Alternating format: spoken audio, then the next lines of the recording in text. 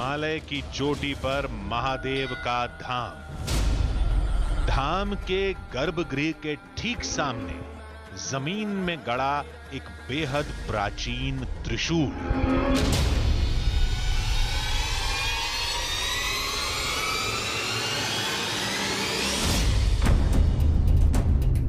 त्रिशूल के साथ जुड़ा है एक अविश्वसनीय दावा जिसे सुनकर आप भी चौंक जाएंगे। दावे के मुताबिक ये विशाल और भारी भरकम त्रिशूल देवों के देव महादेव का है। कि यही जो वो त्रिशूल था जिससे उसने सुधांशु राक्षस का वध किया हुआ था, वो भगवान शंकर ने सुदंत राक्षस को मारने के लिए यूज किया था। ये उस पहाड़ी से वहां से उन्होंने फेंका तो वो उस राक्षस को लगा। कैसे मान लें? क्या सबूत है? सब फिजूल की बातें। ये सब कहकर दावे को खारिज भी कर दें तो कुछ पौराणिक और वैज्ञानिक साक्ष्य उलझा कर रख देते हैं, सोचने के लिए मजबूर कर देते हैं। इस मेटल का आज दिन तक कोई पता नहीं चला कि कौन सी मेटल का बना हुआ। ये त्रिशूल महादेव का नहीं तो किसका है? कहां से आया? किसने मंदिर के सामने जमीन में गाड़ा? इसके साथ ऐसा अद्भुत दावा क्यों जुड़ा है और इस दावे में कितनी सच्चाई है? आधी हकीकत आधा फसाना की टीम आज इन सभी सवालों के जवाब तलाशेगी और मकसद किसी की आस्था को चुनौती देना नहीं, बल्कि एक युगों पुरानी पहेली को सुलझाना है, सच्चाई सामने लाना है।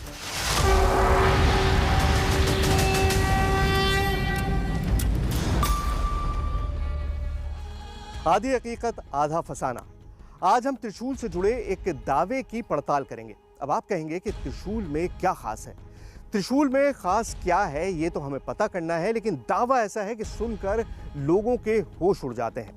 जम्मू कश्मीर की एक ऊंची चोटी पर भगवान शिव का एक धाम है और उस धाम में एक खंडित त्रिशूल है और दावा यह किया जाता है कि वो त्रिशूल खुद देवों के देव महादेव का है।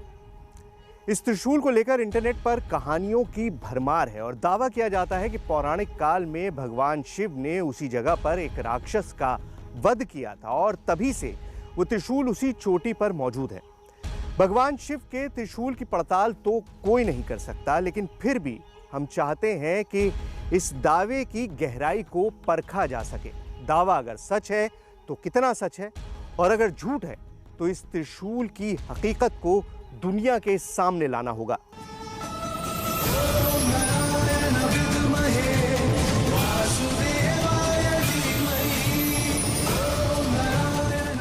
भगवान विष्णु का सुदर्शन चक्र, महाबली हनुमान की गदा, देवराज इंद्र का वज्र। पुराणों में देवताओं के ऐसे कई दिव्यास्त्रों का जिक्र है, लेकिन सब पर भारी पड़ता है महादेव का त्रिशूल।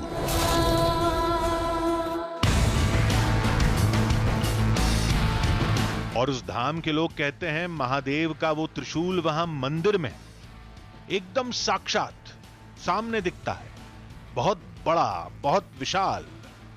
मजाक है क्या? भगवान शिव का त्रिशूल धरती पर कैसे हो सकता है? अब इसकी कैसे पड़ताल होगी? लेकिन माजरा तो तभी समझ में आएगा जब आधी हकीकत आधा फसाना की टीम मौके पर होगी।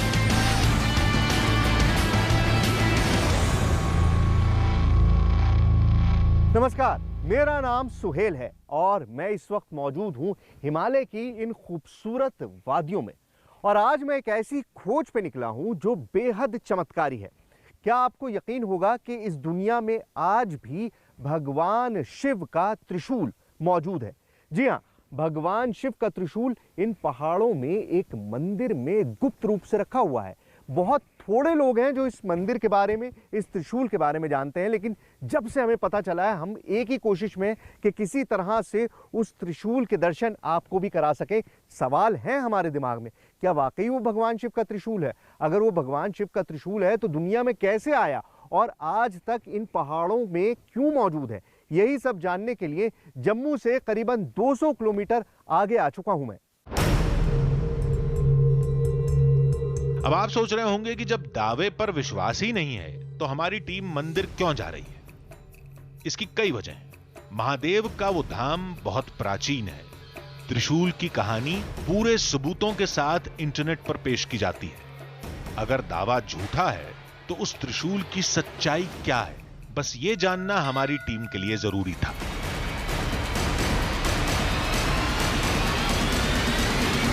सो फाइनली हम पहुंच गए हैं सुध महादेव, यानी कि वो मंदिर जिसके बारे में कहा जाता है कि यहां पर आज भी भगवान शिव का त्रिशूल मौजूद है।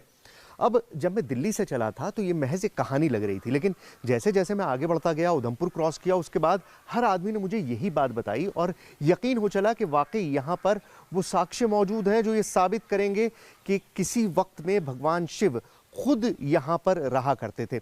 सुध महादेव मंदिर का दरवाज़ा है। इस दरवाजे के पीछे वो सारे राज छुपे हैं जो सदियों से इस इलाके के लोग तो जानते हैं, लेकिन बाहर के लोगों को नहीं पता था। लेकिन आज हम आपके सामने वो सारी कहानी, वो सारा राज लेकर आएंगे। तो चलिए चलते हैं अंदर। मंदिर के अंदर बहुत कुछ था। मूर्तियां थीं, शिवलिंग था, लेकिन हमें त्रिशूल की तलाश थी जो गर्भगृह के सामने दिखा।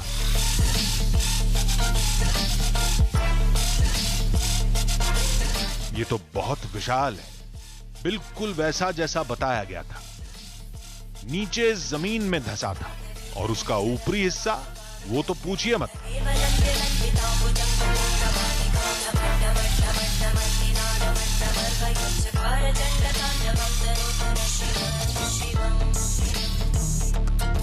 अगर ये हकीकत है तो ये वाकई इतना बड़ा चमत्कार है जिसे आप इमेजिन भी नहीं कर सकते। इस वक्त मैं जिस जगह पर मौजूद हूं वहीं पर ये त्रिशूल है, भगवान शिव का त्रिशूल। अब आप सोचिए कि अगर ये त्रिशूल वाकई भगवान शिव का है तो कितनी बड़ी बात है, कितना बड़ा एक चमत्कार इस वक्त आपके सामने है। आप बिलीव भी नहीं कर सकते। इनफैक्ट आप क्या, मैं ही बिलीव नहीं कर पा रहा हूं। मेरे लिए ये एक इतनी सरप्राइजिंग चीज है।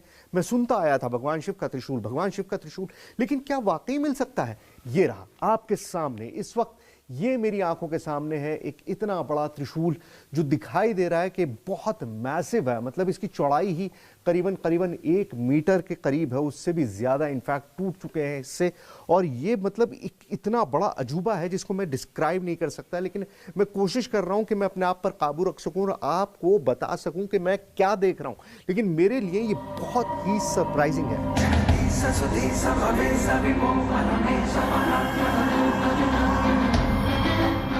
त्रिशूल के बगल में एक सरिया जमीन में गड़ा हुआ था।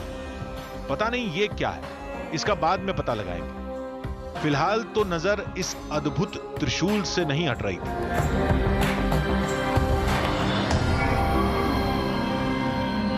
ये पूरा जो है ये खोखला नहीं है। आप जब हाथ मारते हैं इस पे, इस तरह से फील करते हैं, तो ये खोखला नहीं है। जिस तरह से आपने देखा होगा कि कुछ मोटी चीज़ें होती हैं तो वो अंदर से खोखल होती हैं, उस तरह का नहीं है। हार्ड मेटल है और यहाँ पर वो टूटा हुआ है। ये पूरा हिस्सा जो है ये कटा हुआ है यहाँ से, जिसके बारे में कथा है कि वो राजा के लिए टुकड़ा गिर गया था और फिर उन्होंने तलवार बना ली थी। तो वो ये सारा हिस्सा है जो टूटा हुआ। उसके अलावा भी ये जो ट्राइडेंट का ऊपर का हिस्सा है ये मुड़ गया है। अब ये किस इम्पैक्ट से मुड़ा है, किस तरह से मुड़ा है, इसके पीछे की कहानियाँ तो ज़्यादा पता नहीं है, लेकिन ये पूरा हिस्सा जो है मुड़ा हुआ है और यहाँ से भी ये हिस्सा टूटा हुआ है। तो एक तरह से बहुत ज़्यादा खंडित है। अब ये पेंट तो बाद में किया गया है ऑब्वियसली, उससे पहले इस तरह का पेंट नहीं था। तो ये चीज़ें हैं जो इसकी बनावट है, मैं वो आपको दिखा रहा हूँ कि कितना, अगर मतलब एक गैस वर्क किया जाए कि इसके अंदर वज़न कितना है, तो आई थिंक काफ़ी वज़नी है, बहुत ज़्यादा सॉलिड फील होता है, बहुत ज़्यादा मज़बूत है, बहुत ज़्यादा हैवी है। यहीं से आप फील कर सकते हैं, क्योंकि मेटल अगर अंदर भरा हुआ नहीं होता है, फिल्ड मेटल नहीं होता है, तो वो बहुत आसानी से आप उसे कंप्रेस कर सकते हैं, आप फील कर सकते हैं वॉइस को। लेकिन इसकी जिस तरह की आवाज़ है, ये आवाज़ बता रही है कि अंदर से बिल्कुल सॉलिड है, भरा हुआ है। जम्मू का ये मंदिर पूरे इलाके में मशहूर है। रोज सैकड़ों लोग यहां आते हैं और सबकी निगाहें इस त्रिशूल पर टिकी रहती हैं, जिसकी कहानी इस पीले बोर्ड पर लिखी मिलती है।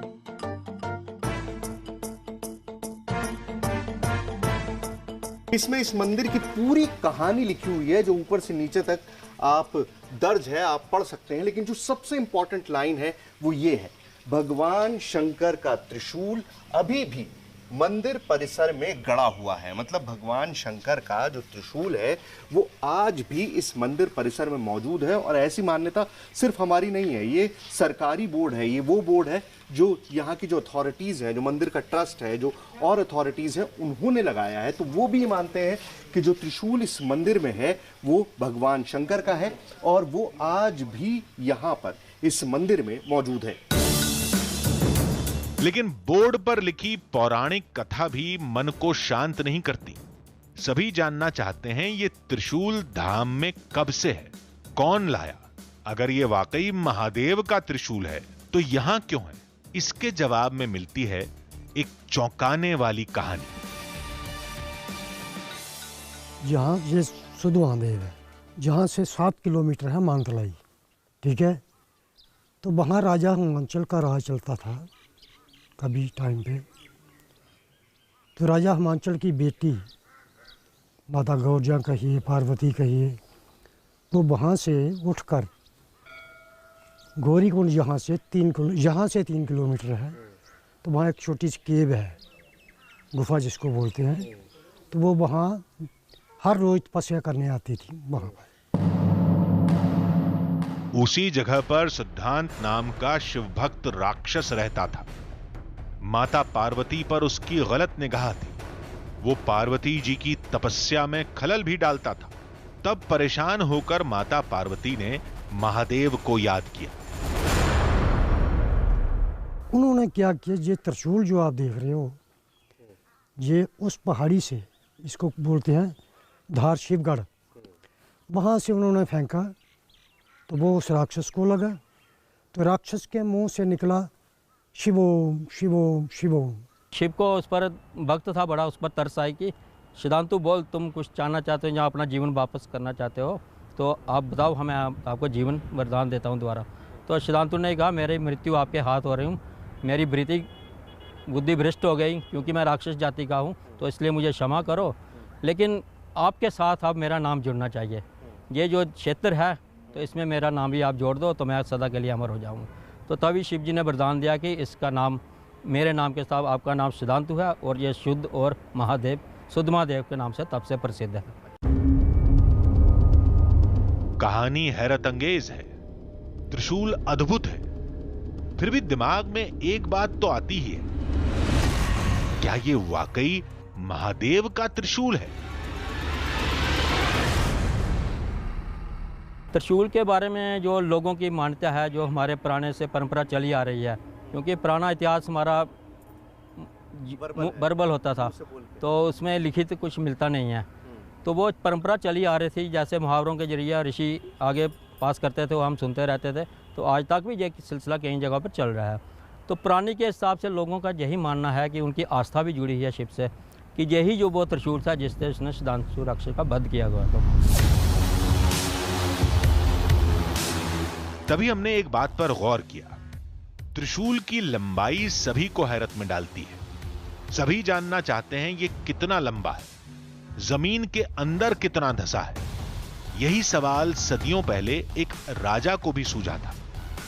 जवाब आज तक नहीं मिला। त्रिशूल था तो उसकी स्थापना जहाँ पर हुई है, इसकी खुदाई राजा चनैनी ने करवाई थी। 3 दिन खुदाई चलती रही तो जो उसका नीचे वाला सिरा था वो नहीं मिला। अच्छा, इतना गहरा इतना गहरा है। 3 दिन खुदाई भी राजे महाराजे, देखो ना, उनके पास लेबर की कमी है। उन्होंने पत्नी कितने लोग लगाए थे। त्रिशूल के बगल में ये टूटा हुआ लोहा क्यों है? इस पर लिखी लिपि कौन सी है? ये लिखा क्या है? और वो कौन सा सबसे बड़ा साक्ष्य है जो इस त्रिशूल को महादेव से जोड़ता है? ये सब पता करना था। पुजारी का इंतजार था, और उसके बाद खुलने वाला था एक बहुत बड़ा रहस्य।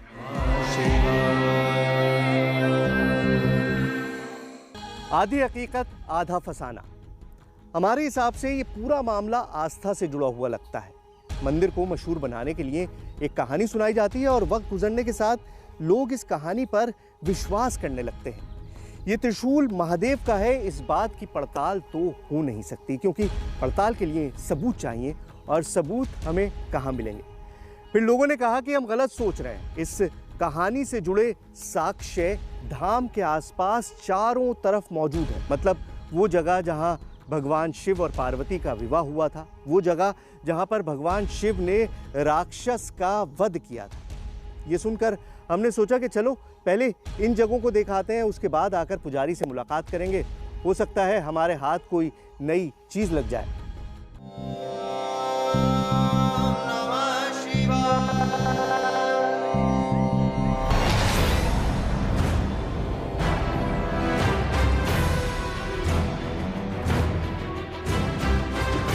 अब इसे इत्तेफाक कहें या कुछ और, मंदिर के पास का इलाका त्रिशूल से जुड़ी कहानी के सबूतों से भरा पड़ा है। सबसे पहले हमारी टीम मानतलाई पहुंची। कहते हैं यहां कभी राजा हिमाचल का महल था, यहीं पार्वती जी का जन्म हुआ और भगवान शिव इसी जगह अपनी बारात लेकर पहुंचे थे। गवाह के तौर पर यह तालाब दिखाया जाता है। कहते हैं यहां पर कभी बहुत बड़ा हवन कुंड था।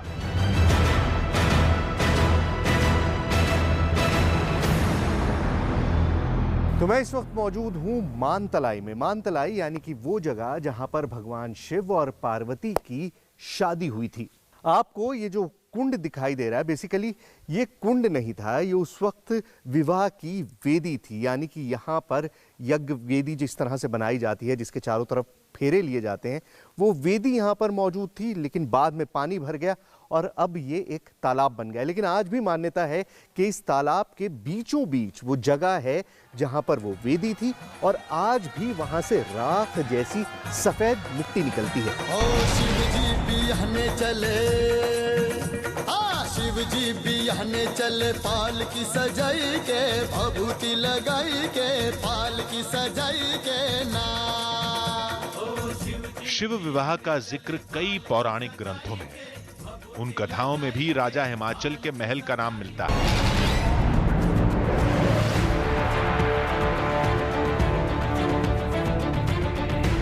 अभी कुंड पानी से भरा है। कहते हैं इसके तल में आज भी एक कुंड है जिसके अंदर की मिट्टी राख जैसी है। जब कुंड की सफाई होती है तब लोगों को वो राख दिखती है। जब भी इसको हम साफ़ करते हैं, साल का 2-3 बार इसको साफ़ करते हैं, तो वो पूरा एक अग्नि कुंड जैसे है। उसकी जो बीच में मिट्टी जितनी भी है वो पूरी भस्म की तरह है, उसका कलर वगैरह ये सब कुछ वैसा ही है।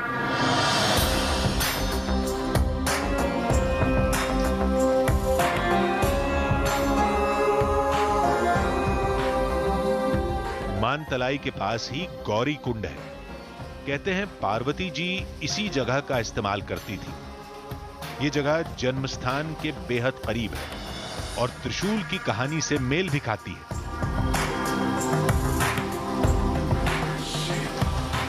आपको ये पानी बहुत थोड़ा दिख रहा होगा, लेकिन हजारों साल से, मतलब जब से मंदिर स्टैब्लिश है उससे भी बहुत पहले से लोगों की मान्यता है कि ये कुंड जो है इसी तरह भरा रहता है। और ऊपर जो आपको फॉर्मेशन दिखाई दे रही है, वो फॉर्मेशन अब शायद आपकी समझ में ना आए, लेकिन जो गाय के थन होते हैं उस तरह की फॉर्मेशन है। और मान्यता ये है कि उससे दूध बहा करता था।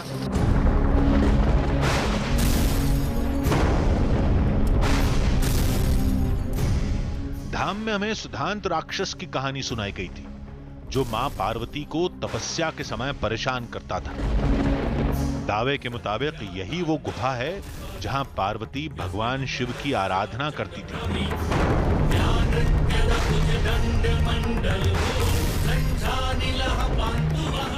शंकर भगवान की आराधना जो माता गौरी ने यहाँ पे की हुई है।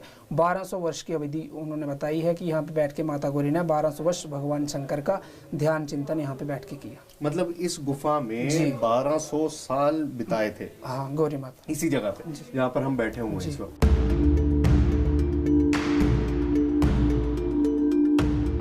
मानतलाई और गौरीकुंड, इन दोनों जगहों को त्रिशूल से जुड़े दावे का सबसे बड़ा सबूत माना जाता है। लोग इस बात पर पूरी तरह यकीन करते हैं कि इसी जगह पर राक्षस का वध हुआ था और उसी त्रिशूल से हुआ था। इस दावे पर मोहर लगाते हैं कुछ रिसर्च स्कॉलर जो लंबे समय से इस इलाके पर शोध कर रहे हैं। तो हम एविडेंस के आधार पर और पुराणों के आधार पर, जैसे हमने सरस्वती की खोज की, दोनों चीज़ों को मद्देनजर रखते हुए, ऐसे ही हम सुधमा देव में भी खोज कर रहे हैं। तो जो सुधमा देव में जो पुराणों में जो तीर्थ आए हैं, जो जिन जगहों का वर्णन हुआ है, वो सारे इसी मध्य प्रदेश और सुधमा देव के क्षेत्र के आसपास ही हैं। तो एक तो ये बात है कि जहाँ प्रमाणित होता है कि जहीं पे शादी हुई, और जो पुराणों में मध्य प्रदेश और शिव पार्वती की जो विवाह की बात की है, वो इलाका भी ये सुधमा देव का है।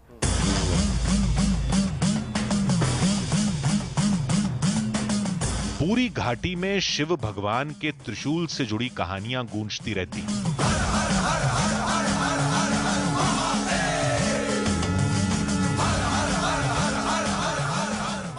जब महादेव ने त्रिशूल से गणेश जी पर वार किया था, देवों के देव ने अपना त्रिशूल सती के अवतार देवी दुर्गा को सौंपा था। जब त्रिशूल से कई बार राक्षसों का संहार किया था।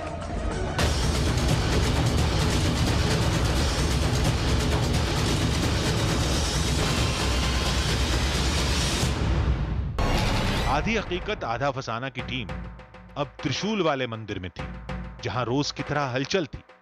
लेकिन हमारे पास कई सवाल थे। मंदिर के पुजारी से बात हुई और जो सुनने को मिला, उसने हमें फिर से त्रिशूल देखने को मजबूर कर दिया।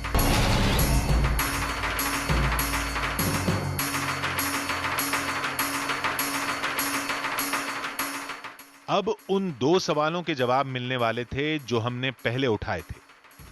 पहला, ये लिपि कौन सी है और ये लिखा क्या है? दूसरा, त्रिशूल के बगल में जमीन में धंसे इस लोहे की क्या कहानी है? चलिए पहले यही समझ लेते हैं।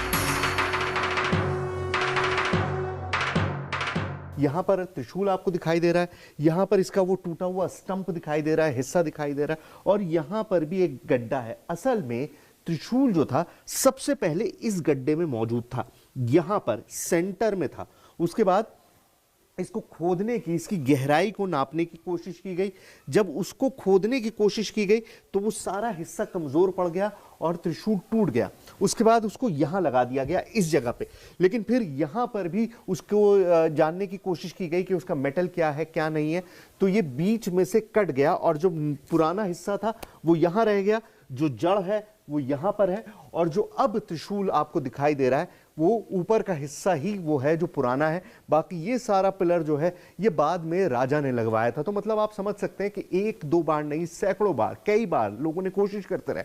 साइंटिस्ट ने की, राजाओं ने की, अलग अलग तरह के लोगों ने कई बार कोशिश की समझने की कि त्रिशूल बना किस चीज से, क्योंकि न जंग आता है न टूटता है, कुछ नहीं बदलता है। लेकिन उसके बावजूद भी आज तक पता नहीं चल पाया।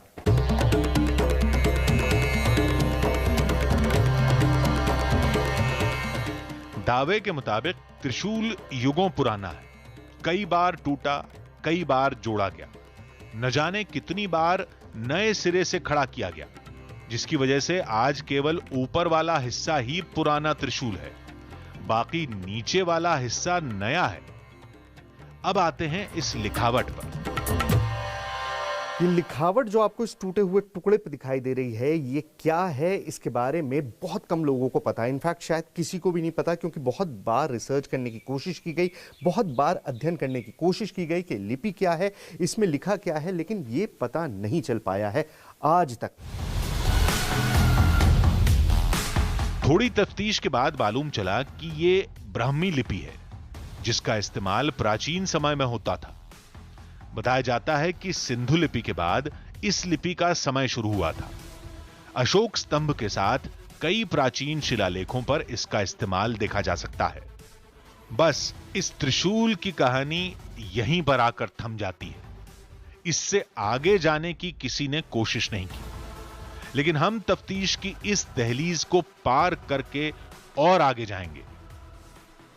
देखिए, सबसे इंपॉर्टेंट चीज़ है इस त्रिशूल के जो कॉम्पोजिशन है, मेटालिक कॉम्पोजिशन, उसको समझना। और उसके लिए ज़रूरी है कि इसका छोटा सा अंश जो है उसको लिया जाए और उसको लेबॉर्ट्री में भेजा जाए टेस्ट करने के लिए। अब यहाँ पर एक टूटा हुआ हिस्सा है और ये जो फाइल है, इससे मैं थोड़ा सा फाइल करके इसको देखता हूँ कि क्या मुझे मिल सकता है। मंदिर प्रशासन से पूछकर हमने त्रिशूल के सैंपल को जमा करना शुरू किया।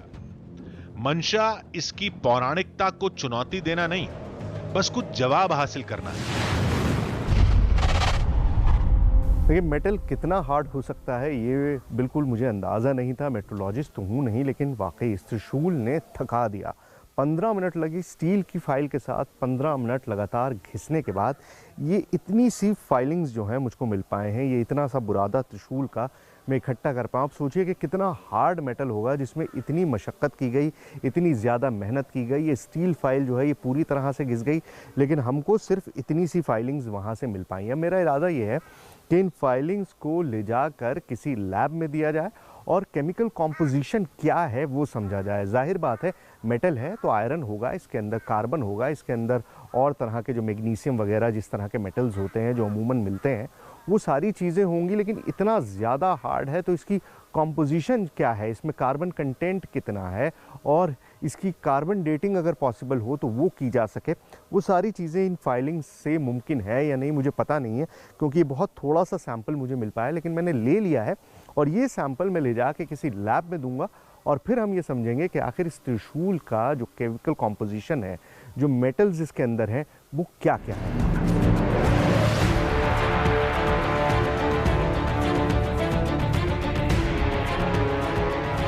पहेली को सुलझाने के लिए यह जरूरी था। वजह यह कि दावे से जुड़ी कहानी और इस जगह में काफी तालमेल है, लेकिन यह त्रिशूल कितना पुराना है यह जानने की कोशिश आज तक किसी ने नहीं की, जबकि इसी सवाल के जवाब में सारा रहस्य छुपा है।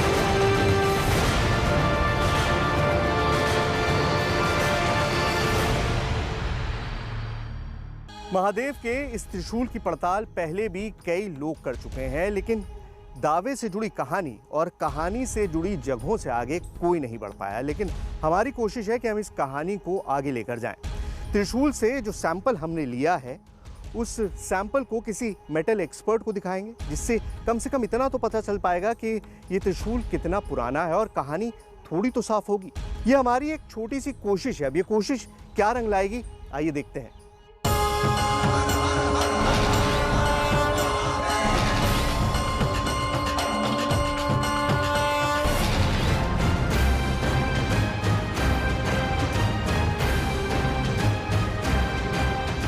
दावे के मुताबिक ये त्रिशूल महादेव का है, तो कुछ लोग दावे पर सवाल भी खड़े करते हैं। आधी हकीकत आधा फसाना की टीम ने त्रिशूल से जुड़ी हर कहानी को समझा, लेकिन ये जानना अभी बाकी था कि ये त्रिशूल कितना पुराना है।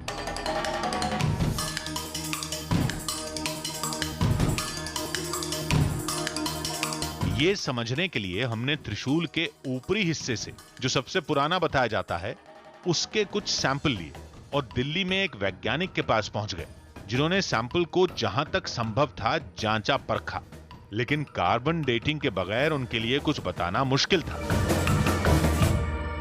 मैं एक लोहार के पास गया, वो मुझे बना के दे दिया। मैं बोला देखो ये है मोहम्मद का टाइम से, बा क्राइस्ट का टाइम से, बा यीशु का किसी भी टाइम से, हाँ बा पुरान का टाइम से ये है। अभी कैसे वो बोलेंगे, टाइम से तो हो सकते हैं, कब है मुझे पता नहीं है। जब तक ना उसको सही साइंटिफिक लैब में डेटिंग होगा तब पता नहीं है। किसी को बोलना, बिना जान के बोलना भी ठीक नहीं है। हो सकता है पुराना है बहुत, अभी कितना पुराना जब तक ना डेटिंग करेंगे तब तक पता नहीं चलेगा। काल के हैं महाकाल शंकर, जग में जय जयकार शंकर, पूजे जो ये नाम है शंकर, कर दे उसके काम ये शंकर। काल के हैं। चलिए दावे पर एक बार और गौर करते हैं, जिसके मुताबिक त्रिशूल का निचला हिस्सा आधुनिक है, लेकिन ऊपरी हिस्सा पौराणिक समय का है। लेकिन ऊपरी हिस्से पर भी मौसम की मार का असर साफ दिखता है, और इस आधार पर इसकी वैज्ञानिक व्याख्या थोड़े अलग ढंग से की जाती है। शिवाय ओम नमः शिवाय ओम नमः शिवाय ओम। इतना वेयर एंड टियर हो रहा है, इतनी वेदरिंग हो रहा है, तो ये नॉर्मल मेटल ही है। यदि कोई ये भी होता है बहुत स्पेशल मेटल है, तो उसमें इतना वेयर एंड टियर आपको देख रहे हैं ना, चारों तरफ खा गया। जो छोटा ट्यूब में ज़्यादा दिख रहा है, बड़ा ट्यूब में भी क्लियर, बड़ा जो हिस्सा उसमें भी दिख रहा है, खा गया। तो इसलिए मैं किसी को धर्म का ऊपर कोई कुछ नहीं बोल रहा हूँ, लेकिन ये जो पर्टिकुलर चीज़ लगा हुआ है, इसको महादेव का, शिव का त्रिशूल बोला जा रहा है, तो उसमें यदि स्पेशल चीज़ होगा जो लोहार नहीं बनाया होगा हमारा यहाँ, तो उसमें ये सब वेयर एंड टियर ये सब नहीं होगा। हो सकता है जो पहला मंदिर बनाया